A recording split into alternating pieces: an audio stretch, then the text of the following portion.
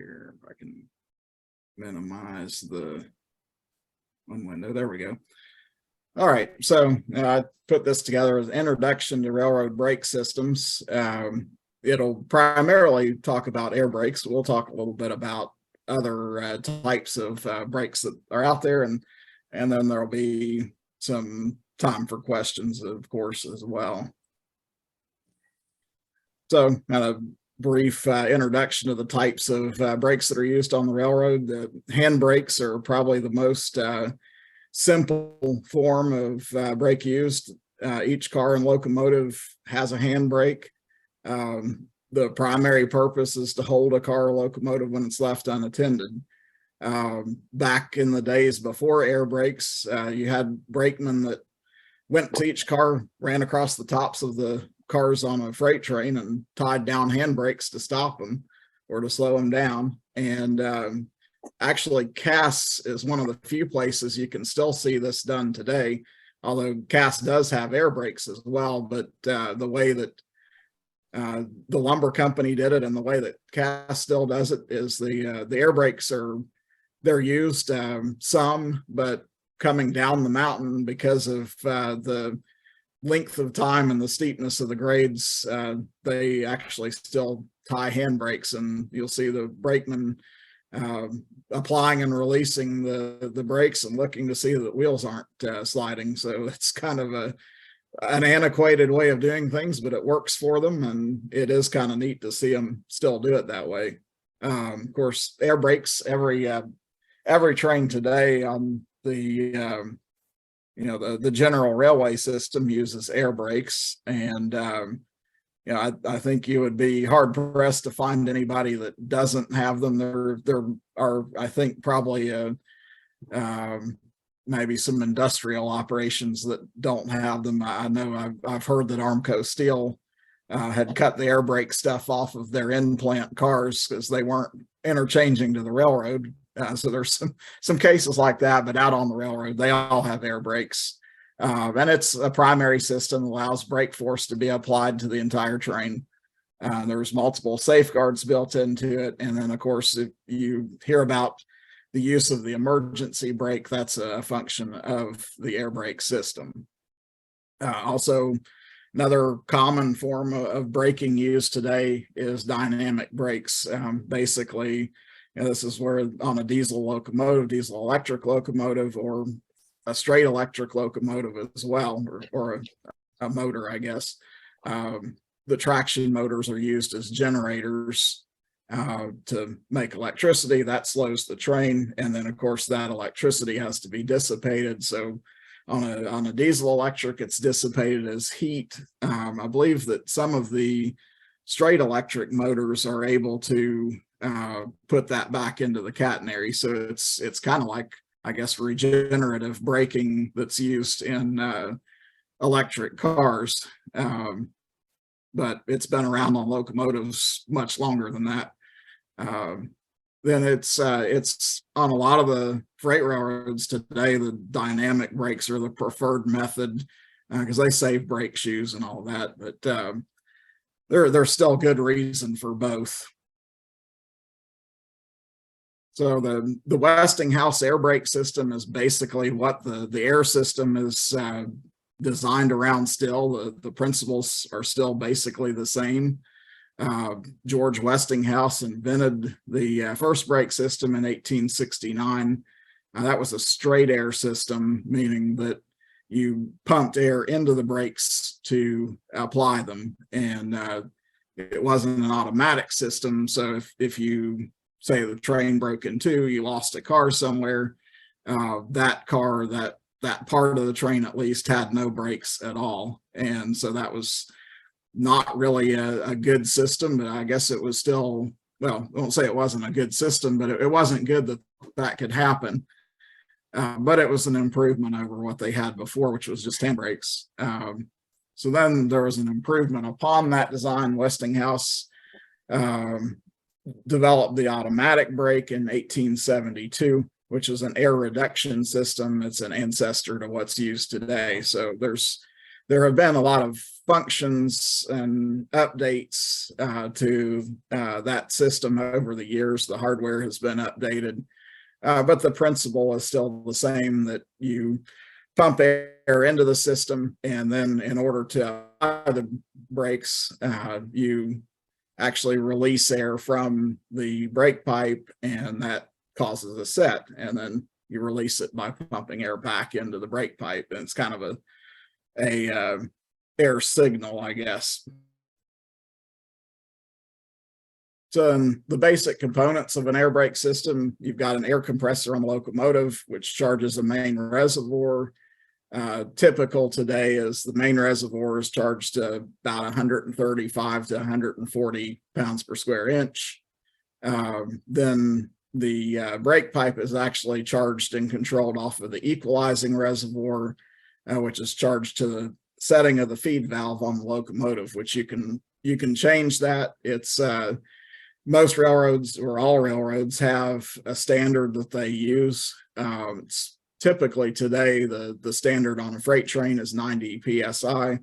I think in the past it was 70 maybe, but in modern times it's been 90 for quite a while that most use. On passenger trains, they may use 100 or 110. And there were some cases where in special circumstances, they would charge the brake pipe to a higher pressure on a freight train. I know on the Southern Railway, when they were operating Saluda, part of the timetable instructions to operate over Saluda was they actually charged the brake pipe to 100 psi, which gave them a little bit more leeway. And you'll find out, we'll talk a little bit more about how it works in a little while and see how that makes a little bit of a difference. It gives you a little bit more ability to, I guess, you have a little more range on your braking when you do that. So then, the part of the automatic part of it is that the equalizing reservoir is used to charge the brake pipe, and that kind of allows, once you make a reduction on the locomotive, it makes that same reduction to the brake pipes. It's kind of part of the automatic part of that. Then the automatic brake valve on the locomotive, that controls the brakes on the entire train by modulating the pressure in the equalizing reservoir, ultimately the brake pipe. So that sends an air signal to the triple valve on each car, which is a control valve. Triple valve is a common term that you may still occasionally hear used, although I think technically the triple valve was the original control valve that they used on each car. The ones that are used today and actually for quite a while into the past have individual names that are, or model designations that are something other than a triple valve, but essentially the same basic idea behind how they operate. You also have on the air brakes, you have an independent brake valve on the locomotive. This controls only the brakes on the locomotive, or if you have multiple diesels connected, it actually controls the brakes on each of the locomotives, or on the whole consist of locomotives. On a steam locomotive, the tender is generally controlled as part of the train brakes, and the drivers' brakes on the drivers are the independent.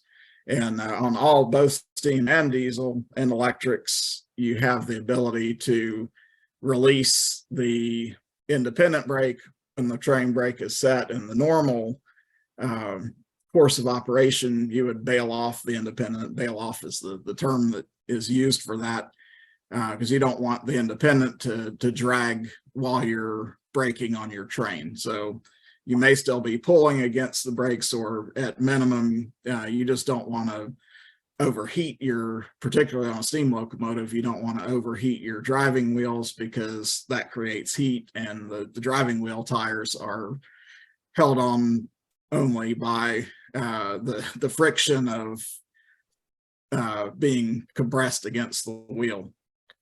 Also, the locomotive independent brake tends to be a little bit stronger and apply faster, and so you can run your slack in if you don't bail it off.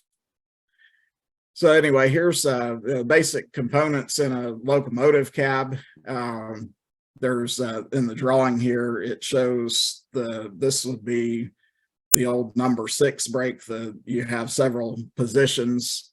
On the automatic brake valve, you can see release is actually what's called a quick release, where you can relay a signal to release the brakes quickly by throwing the main reservoir air pressure to them.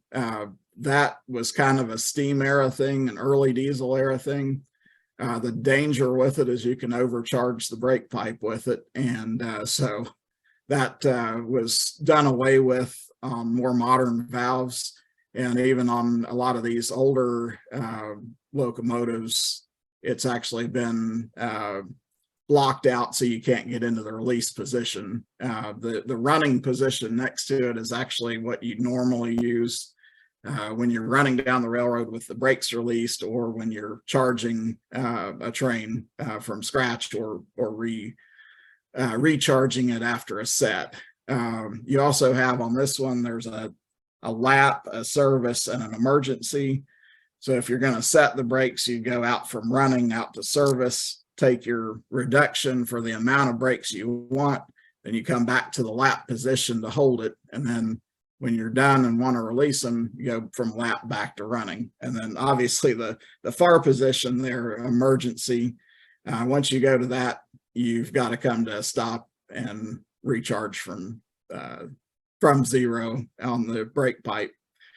You can also see the independent brake in here. You've got running, a lap, slow apply, quick apply on it, and a release where it does the same thing on the locomotive. You can put well, actually on the locomotive, it's a straight air system like the original system, and that's still the case today. So the release on there actually is just opening a valve farther, I guess, or a bigger hole to release what you have in your brake cylinders on the locomotive, release the brakes faster. The photo here is an Alco S1, and it has basically the same style brake stand as a steam locomotive would have, which matches the positions in the drawing. The automatic brake valve is the brass colored valve, and on this particular one, the release position's been blocked out. That's what this piece of brass or bronze, whatever it is, that's bolted onto the handle is. It won't allow you to go all the way over into the release position, only to the running position. The black handle above it, that is your independent brake, and it's got the same positions as well as that are in the drawing. This particular locomotive was built for Procter & Gamble in 1948. It's now on the Whitewater Valley Railroad up in Connersville, Indiana. And so, it was built by a steam locomotive builder. So, at that time, they used the parts that they had. So this is a 6 series, what they called a 6 series brake. And interestingly enough, Stu was talking about the R.J. Corman steam locomotive that was built in China. It has the same braking system on it, and the Chinese also referred to it as a 6 series. But when Matt Shireen was there, he said that the guys in China had no idea what 6 series stood for, and he had to explain to them that it meant that 6 was the year that it was patented with the U.S. Patent Department. That the Westinghouse 6 series came out in 1906. Of course, the Chinese were still using it in 1986. We had long since quit, but in 1948, you could still find it. Here's a couple of drawings of different types of locomotive valves, which the 6 series is here on the left. They were non-maintaining, which means that when you set the brakes at a certain level and you put it in the lap position, they didn't maintain that. If any leakage in the brake pipe, it would leak down. The locomotive didn't keep up with it. So that was something you had to keep in mind, not to use up all your air. And you still have to think about that with a maintaining system, but with the non-maintaining, you had the additional factor of the leakage in the brake pipe that you had to consider when deciding how much air to draw down, because as you'll see, I'll explain a little more in a minute about how that worked and how you could run out of air.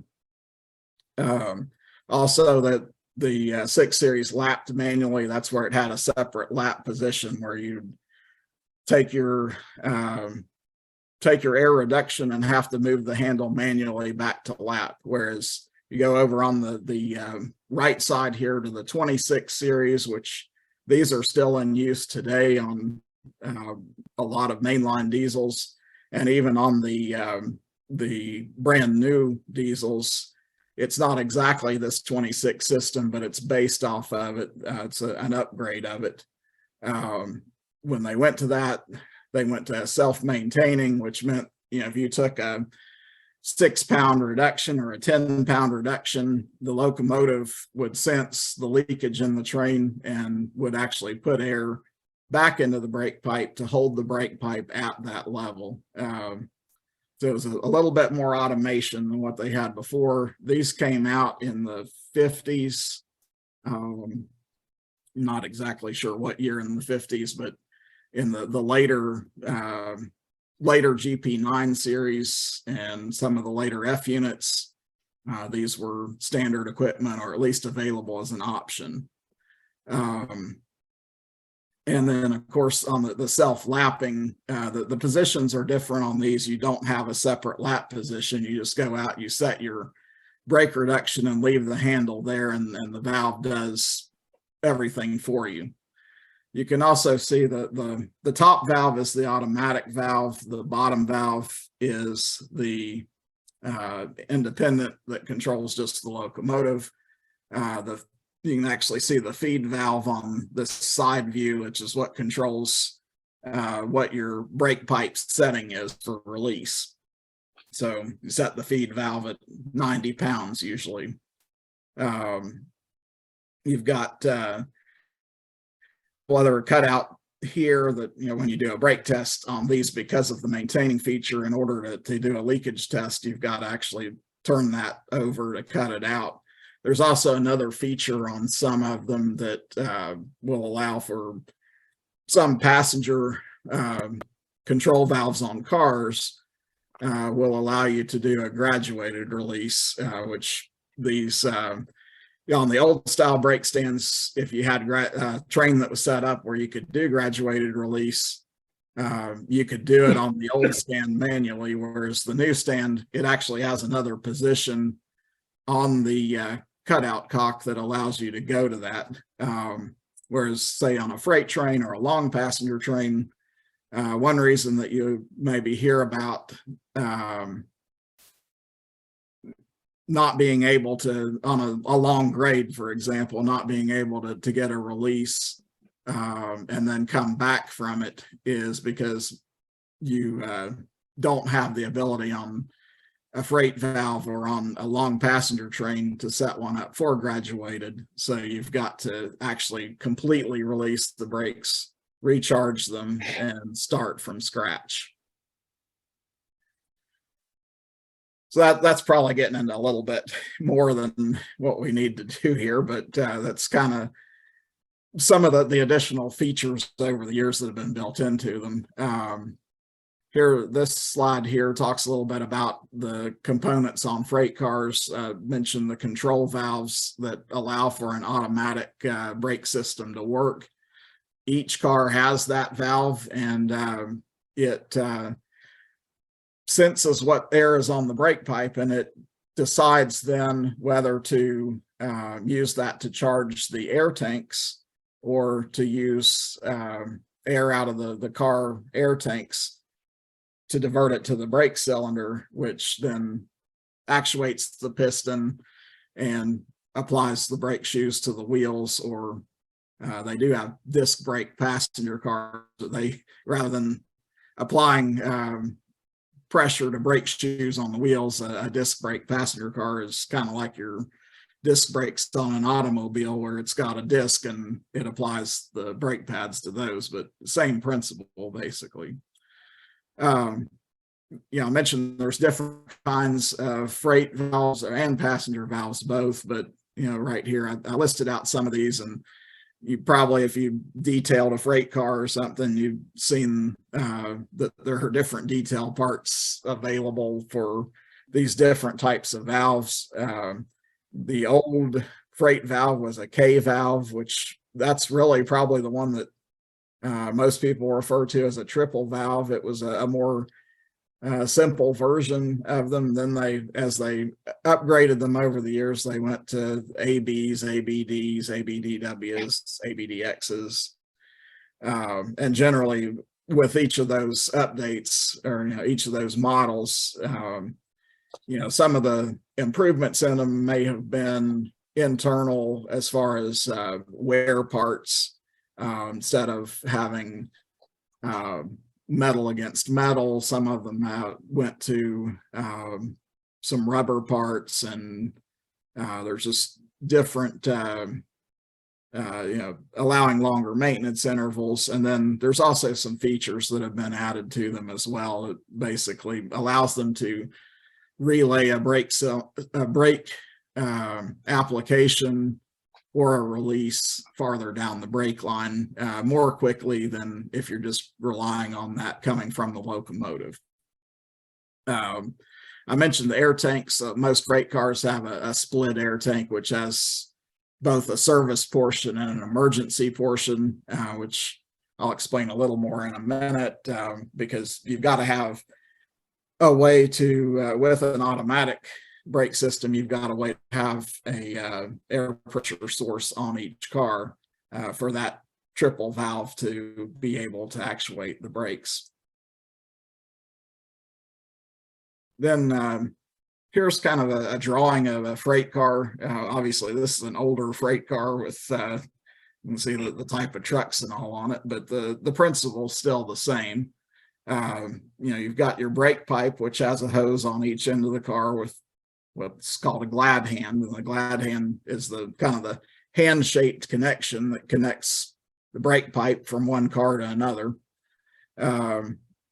Then your brake pipe comes in, and you've got a tap off of it into your control valve or your triple valve. So here's where that is on this car. The bleeder valve rod that you've got there, that's so that if you have to bleed brakes off of a car manually, you can do that by manually actuating the valve. Otherwise, that valve operates completely automatically off of air. Next to that valve is the split tank, which has both the service and the emergency air in it. You can see pipes from each side that run into the valve.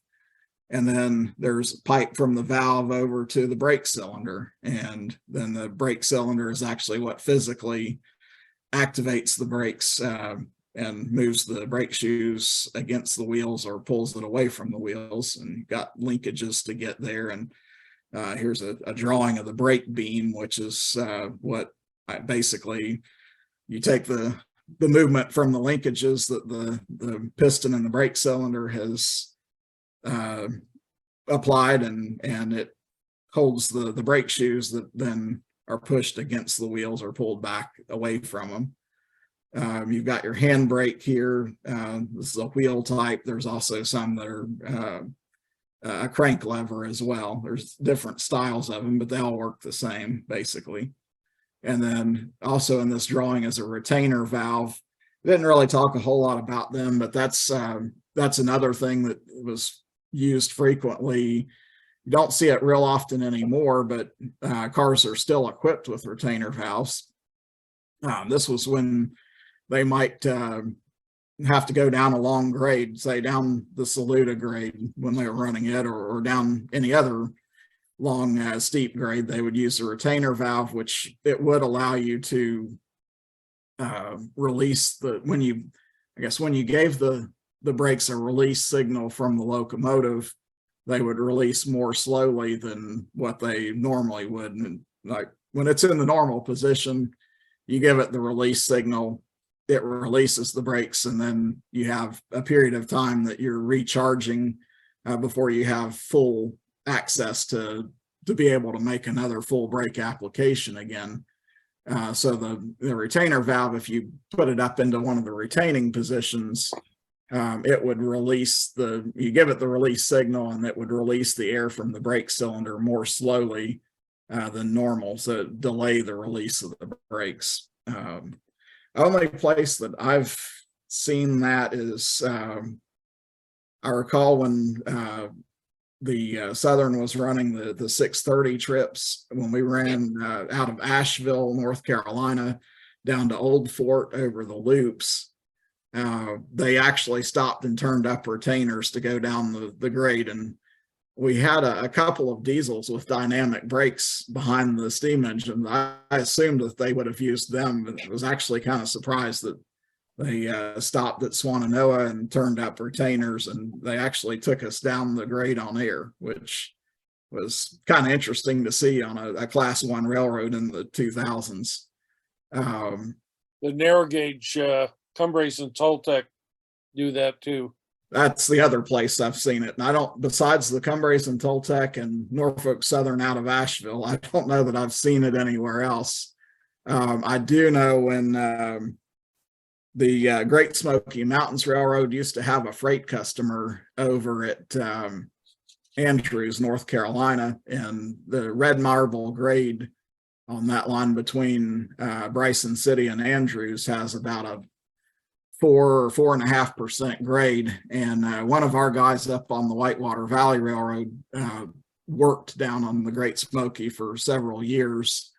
And he's told me about when they had to take freight cars down there that they would set retainers to go down that grade. And in fact, he said for that grade, they limited, I think one of their GP7s or GP9s they had could take 4 or 5 cars down that grade. They would set up the retainers, and they would set the handbrakes about halfway, and then they would use about a 10 to 15 pound brake reduction, which is about a half service on the air brakes.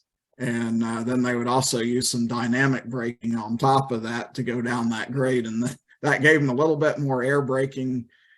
Plus you had a little bit of hand brake plus your retainers to get down that grade. I got a chance to go for a cab ride down Lance Hill on the what used to be the Sioux line is now the what is it?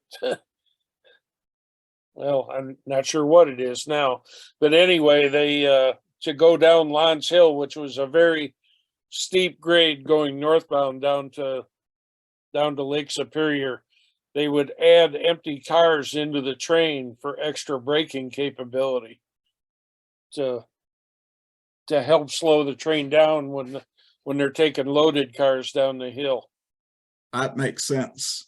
And you'll see them a lot of times with steam locomotives when they ferry a steam locomotive without passenger cars, because they don't have a great deal of braking power with just the locomotive, since you don't want to use your driver brakes. That usually you'll see them drag some freight cars along with them for that reason too.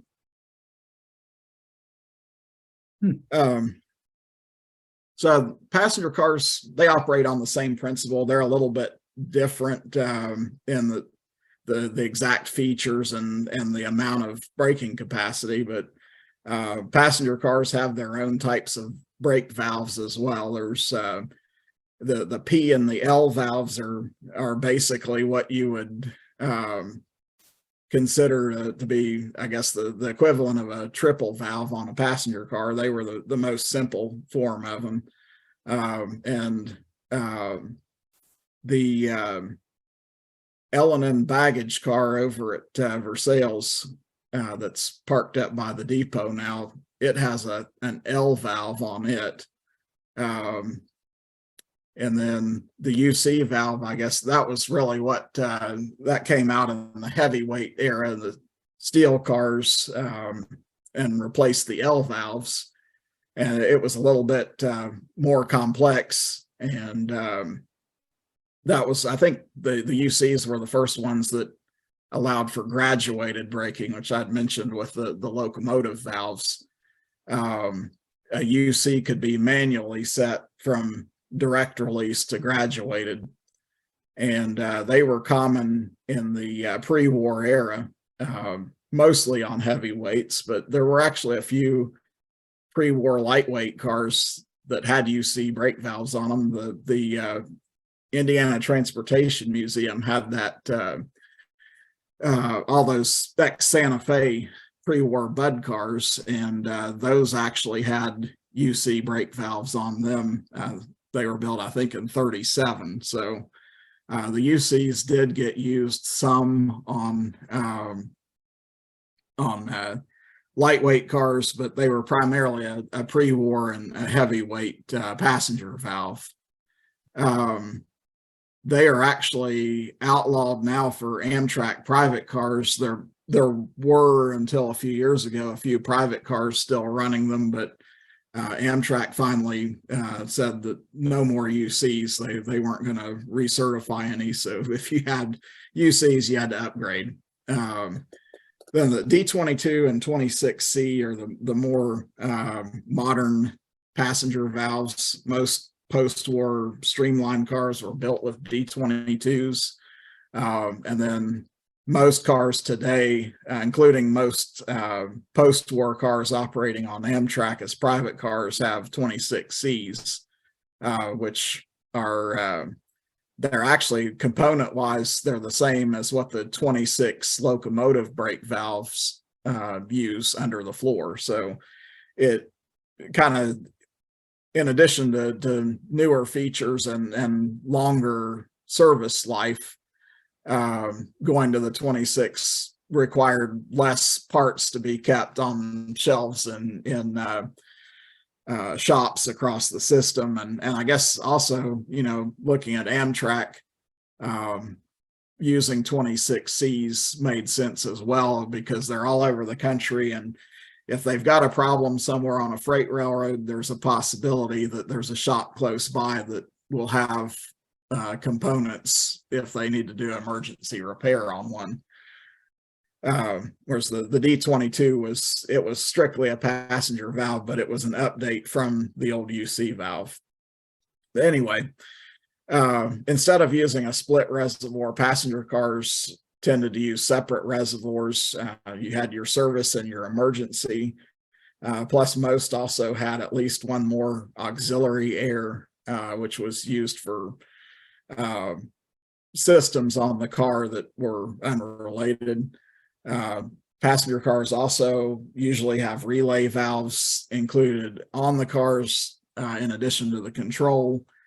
Those are for various purposes, but a lot of times it's to smooth out the braking, and in a lot of cases the railroads converted cars from either tread brakes to disc brakes, in which case you needed a relay valve to make that work properly. Or another thing that they did often later on was converted from cast iron brake shoes over to composition shoes. And when you do that, it's not just a simple take off the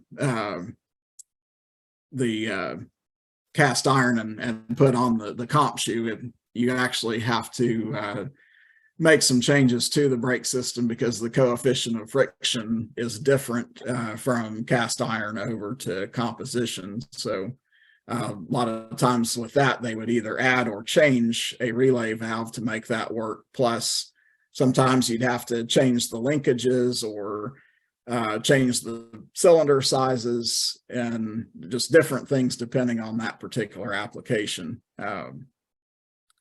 You also had conductors valves on passenger cars that'll allow the conductor, or really anybody from within the passenger car, to apply the emergency brakes on the entire train.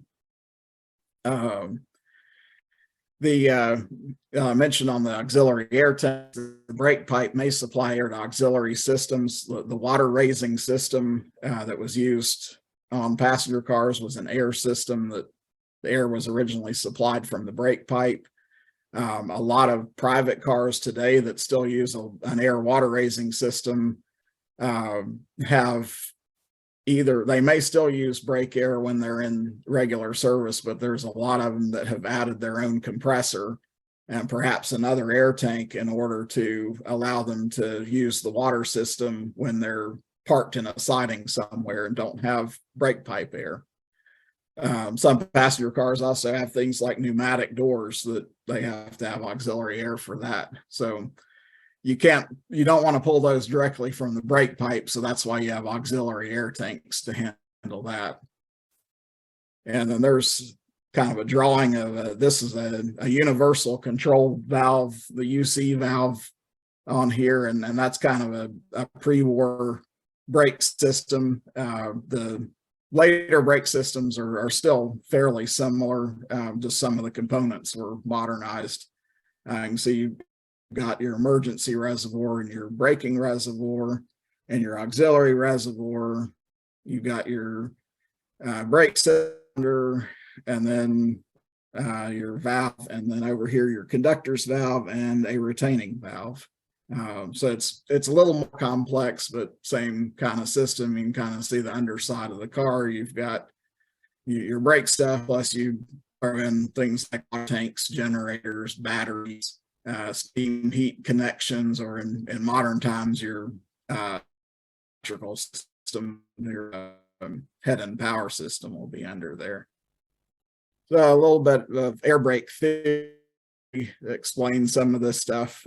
That's me running a Lima Hamilton diesel. The brake valve is there in front of me. I've got my hand on the throttle, but the brake valve is there to the right on the picture. And this is a 6 series valve. The locomotive was built in 1951. And so the 6 series valves were still in use at that time. That one is a little bit updated. It's a different version than the one that I showed earlier, but it operates the same way. So anyway, the brake pipe is charged to the feed valve setting. Control valves on each car use air from the brake pipe to pressurize the service and emergency reservoirs, as well as any auxiliary reservoirs. The air brake valve on the locomotive reduces pressure on the brake pipe to set the brakes, and then to release them, it restores the brake pipe pressure back to the feed setting.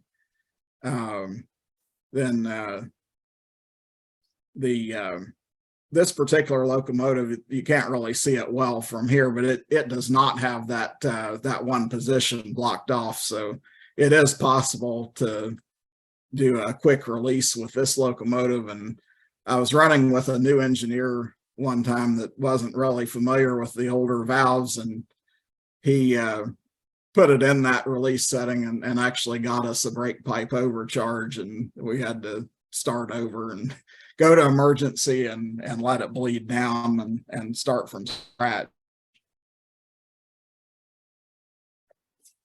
So I won't get into too much here, but I kind of explain, how does the air reduction system work on the automatic system. So, when you make an air brake pipe reduction, the brake cylinder pressure that results on each car is 2.5 times the volume of the amount of the brake pipe reduction. So on this chart here, you can see kind of when you're in release, your amount of reduction is 0 psi, your main reservoir is at 135 pounds.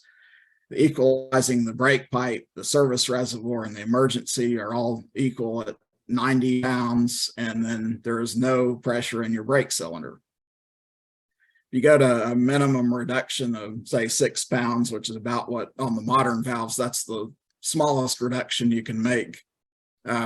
You could, on the older valves, you could make a smaller reduction than that, but it was iffy how soon that you actually got any effect on the cars. But just use a 6 pound here as an example. Your main reservoir stays the same. The equalizing reservoir is reduced by that 6 pounds to 84 pounds. Brake pipe follows it to 84 pounds. Service reservoir follows it to 85 pounds or 84 pounds. And that 6 pounds from the service reservoir is diverted into the brake cylinder, and it becomes 2.5 times that amount. So you get a 15 PSI in the brake cylinder. Your emergency reservoir stayed at 90. You didn't touch it. So you need a little more air. You go to a 10 pound reduction.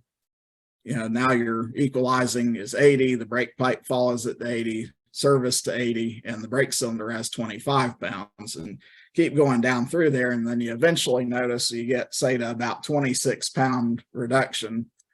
Your equalizing reservoir is 64 pounds, the brake pipe 64 pounds, the service is 64 pounds, and your brake cylinder is 64 pounds. So if you notice the way the numbers work here, you're working off the differential between your service reservoir and your brake cylinder. So when they all become equal, that's the end of effective braking. So that's how you can run out of air while you still have air on your train line. And that's also the reason when you make a release that you have to allow the service reservoir on each car to be recharged back to 90 pounds to have the full spectrum of braking again. Now you could say, if you make say a 10 pound reduction and then release your brakes, and then you almost immediately make another reduction, you're still going to have some brakes, but you're not going to have quite as much braking available to you because that service reservoir hasn't had time to return back to its full pressure. And then, of course, you can go all the way down to emergency, and in emergency, your equalizing reservoir, yeah, that's correct. Equalizing reservoir, brake pipe, service reservoir is 0. Then the emergency reservoir, you had 90 in it and say 64 in the brake cylinder, and then they'll equalize somewhere around 75 pounds. But once you apply that, that's the end of air braking altogether because you don't have anything else to use.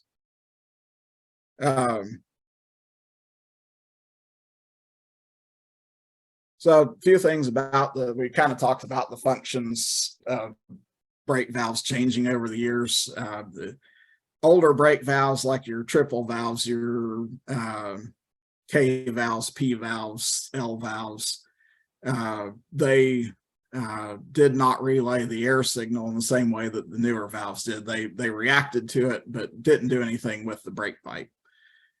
Some newer valves actually relay that air signal to the brake pipe, so it may release additional air from the brake line to be able to affect a set faster, or in the case of a release, it may put air pressure that it's exhausting back from the brake cylinder back to the air pipe to make that release go through the brake pipe down the length of the train faster. Also, modern day, you've got an end of train device, or EOT, FRAM, whatever you want to call it. All of them today are used remotely to place the rear of the train in emergency from the head end. So you've actually got a switch on the locomotive, just a toggle switch actually, that if you flip it, it sends a radio signal to that end of train device, and the end of train device actually has a valve on it that can put you into emergency the same way that if the conductor or a rear brakeman did it from the caboose. Also, distributed power units, that you see them a lot more today, or DPUs, or on the Southern Railway, they called them radio slaves. I understand that their HR department has prohibited them from being called that anymore, but that was what they used to call them. And they can be used to apply brakes more quickly from farther back on the brake pipe. And there is actually a video on YouTube that it was made in the early days of NS, probably 1983 or 4 or 5, somewhere in there, where they go through the process of taking a coal train down the Saluda grade. And on those coal trains, they use radio slaves on them. And they actually kind of show on there how on the head end of the train, they had a control, and theirs was actually a little bit, probably more like what you would do with a DPU today. It was more than just a emergency application, but they could actually take X number of pounds off the brake line using their DPU or their radio slave to do it. So they might want to, do that from the mid train or the rear of the train, wherever those were located, to be able to even out how their brakes were applied, and how quickly they were applied and where in the consist. Also, I mentioned how the brake valves on the cars today, the more modern ones, they can relay a signal, say, to release the air, and that makes bottling the air particularly dangerous today if you're trying to rely on it to set out cars without a locomotive attached. There's been cases where a crew has relied on the air to hold cars, which they're not really supposed to do, but they've done it. And it will, set them in a siding somewhere, and they'll bottle the air, which means that they uncouple to them with the angle cock closed on the rear car so that it doesn't go to emergency, and then often doesn't continue to bleed down. But with the modern valves that they use today, you have leakage in that brake line, and when you're disconnected from the locomotive, it's not being maintained. So after a little while, it bleeds down to the point that eventually one of the valves senses that and puts them into emergency, and then it will relay that signal to all of them. They all go to that, and you've got air that's in your brake cylinders, and as that bleeds down, eventually one of the valves is likely to put some air back into the brake pipe, and when it does that, other valves are going to see it as a release, and then they'll release those emergency brakes. And there have actually been some cases of cars running away because of that. Really, when you set cars out, you're not supposed to one, not supposed to bottle the air, and two, you're not supposed to rely on the air to hold them there. But two rules broken, and that's how that can happen. A little bit about brake tests is, you've got these fail-safe systems in the braking system. So there are individual car and locomotive tests that are completed in the shop. Locomotive valves are tested as part of the 92-day inspection or at other maintenance intervals. Single car air tests are performed at certain intervals based on the type of control valve. On passenger cars, it's done at the COTNS, which is Clean Oil Test and Stencil. Those, again, that depends on what type of valve it is, how often that's done. When you do a single car air test, the cars have to have 0 leakage per car in order to pass. And you'll see on the other tests, when you're in regular service and you're testing a train, you're allowed a certain amount of leakage. But to leave the shop after an overhaul, or at a time when a COTS is performed, where it's where a single car air test is required, the car actually isn't allowed to leak at all. Train brake tests, that's what you complete in the field. The initial terminal brake test is, or sometimes now it's called a class 1 brake test. That's completed when a train is made up and before leaving its initial terminal, or anytime that untested cars or locomotives are added or the consist is changed. So in a terminal brake test, you've got to inspect the entire train, look at each car, make sure that each car sets and releases. As far as leakage goes, you're not allowed any more than 5 pounds per minute of leakage. That's for the entire train. And 100% of the brakes have to be operable to leave the initial terminal. Another type of test is a set and release test.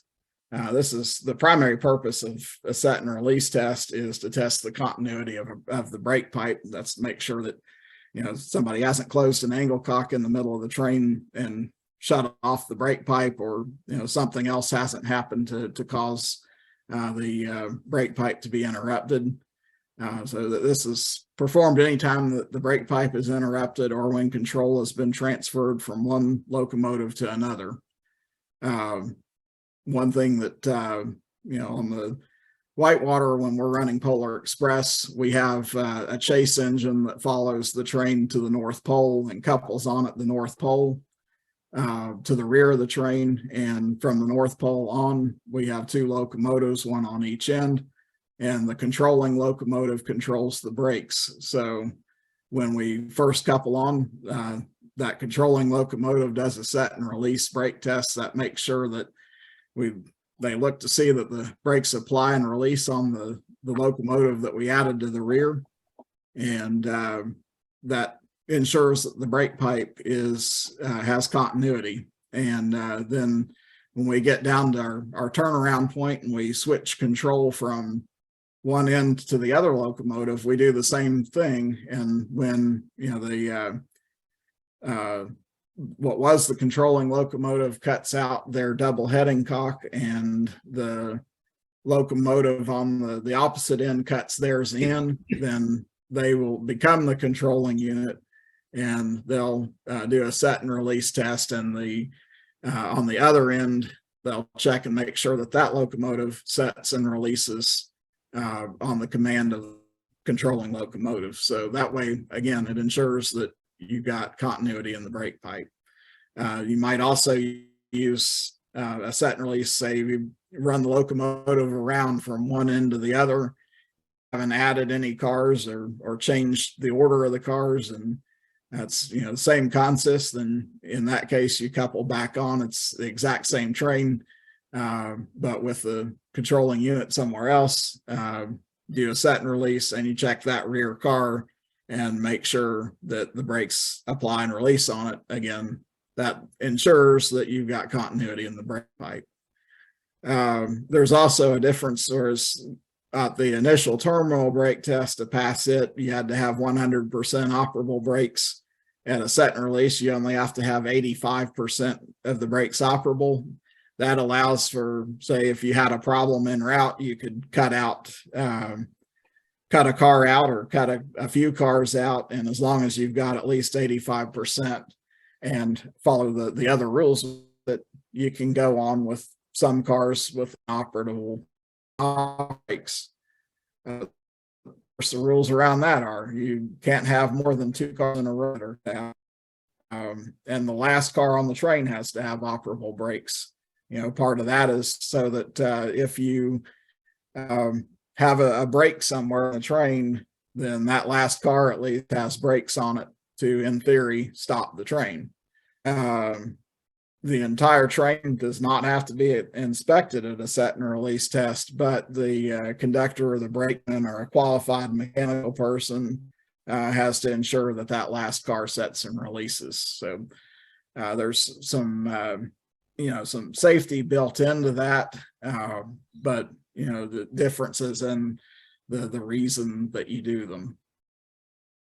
And there's also a running brake test, which is basically where the engineer wants to ensure that the brakes are working. He'll apply the brakes, see that he feels that they apply, and then release them again. So I think truckers kind of do that same one too. But a few other alternatives to air brakes, or well, they still are air brakes actually, but you have blended braking, which is a combination of air and dynamic. Amtrak uses that quite a bit. It reduces their brake wear on cars, and of course they have to watch their slack when they do it, make sure to not pull the slack in and out, but it is something that they'll do. They'll set some air on the cars and also come into dynamic braking and blend the two. EC brakes or electronically controlled brakes, that's another thing. It's been tested in this country, but there's no widespread, it's no widespread use of it, but it still requires that the brake pipe and the control valves exist on each car, but it adds an electrical control circuit the length of the train, and it uses an electronic means to operate the control valves rather than air signals sent through the brake pipe. I think NS tested it on some unit coal trains a number of years back. And I think there's been some other tests around maybe in passenger service as well. But, I think it works okay on unit trains, but when you get into, mixing a lot of different freight cars, different weights and different things out there, it's not quite as effective as, at least not for the price anyway, as just using traditional air brakes with sending air signals. So I guess the other problem is, it would require a major retrofit to the national fleet, and theoretically in a short time frame, because you're kind of changing the entire method of operation. And so you've got all of your existing fleet that uses one system, and if you switch systems, then you've got to have some transition, which is pretty major. And obviously that's a huge additional expense. So, safety is the top priority. The Westinghouse air brake system, it has certain fail-safe features. The concept is old, but modern air brakes have been updated considerably from early beginnings, and they continue to evolve. I know there's been a lot of talk on the news lately with the NS derailment up in Ohio, and multiple derailments in Ohio, with the big one. And that's Civil War era braking, and all of that is out there. And the concept is still Civil War era. I guess it came out shortly after the Civil War, but the actual application of it is quite a bit more modern than that. And they're not really giving due consideration to all of the safety factors that have been built into it, and that it works. I guess, you can look at other things the same way. Electricity still works the same way as it worked 100 years ago. And we haven't reinvented the wheel on that exactly. And, there's a lot of other things that we haven't reinvented. And, look at early automobiles. They had electric cars early on, and had some of the same issues that we have with them today. Just the ones today are more complex, but the same principle as the old ones were. So anyway, that's really all that I had with it. I probably got into a little more detail on how that works than what a lot of people wanted to hear maybe, but I just tried to explain the theory behind it, and provide some information on it. And hopefully that maybe helps explain a little bit about what they're talking about when they talk about Civil War era braking and all of that stuff.